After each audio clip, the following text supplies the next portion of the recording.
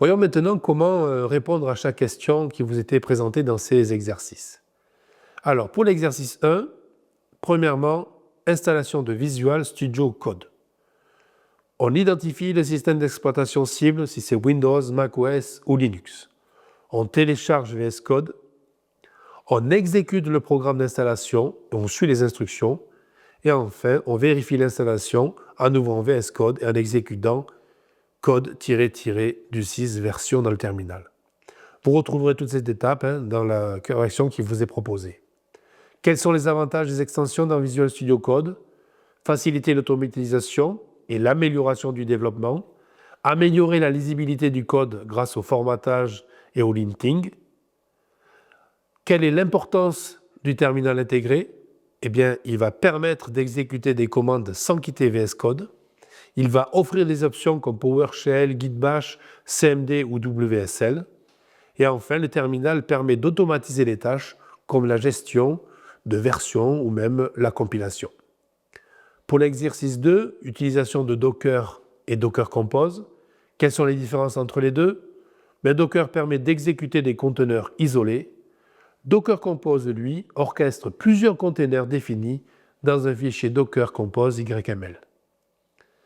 La configuration d'un fichier Docker Compose.yml, retrouvez-le dans l'exercice corrigé. Eh bien, un fichier Docker Compose minimal pour une application avec un serveur web et une base de données ressemble à ce que vous avez ici dans la correction.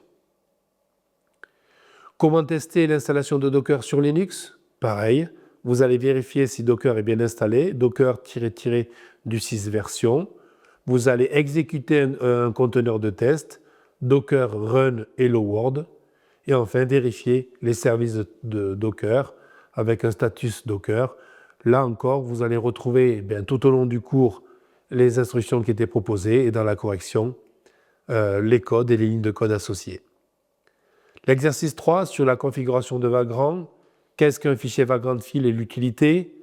Un Vagrant File est un fichier de configuration définissant une machine virtuelle. Il permet d'automatiser le déploiement d'environnements reproductibles. Les options réseau dans Vagrant, on les a vues dans le cours. NAT, qui permet à la VM d'accéder à Internet via LOT. Ensuite, privé, qui permet la communication entre la VM et LOT. Public, qui attribue une IP accessible par d'autres machines. Quels sont les avantages de Vagrant à l'équipe? Assurer un environnement de développement uniforme, simplifie la configuration des machines de développement, permet d'éviter les problèmes de conformité entre environnements. L'exercice 4, l'installation et l'utilisation de Git. Donc pareil, on vous demandait les différentes façons d'installer. Donc on télécharge Git, on exécute l'installateur, on vérifie l'installation avec un Git-du-6 version. Pour la configuration du dépôt Git local, il y a une connexion à un dépôt distant, Git init, qui vous permet d'initialiser un dépôt Git, ajouter un dépôt distant Git remote at origin, et là, retrouvez le code ici dans la correction.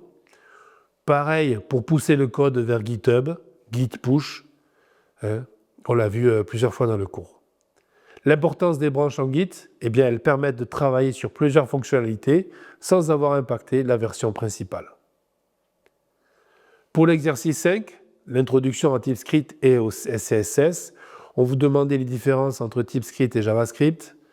TypeScript est typé statiquement, quand JavaScript est typé dynamiquement. TypeScript va supporter les interfaces et les classes avancées, quand JavaScript va avoir une structure plus souple. TypeScript compile en JavaScript et JavaScript, lui, s'exécute directement. La structuration des fichiers SCSS en modules, tout cela permet une organisation des styles en modules réutilisables.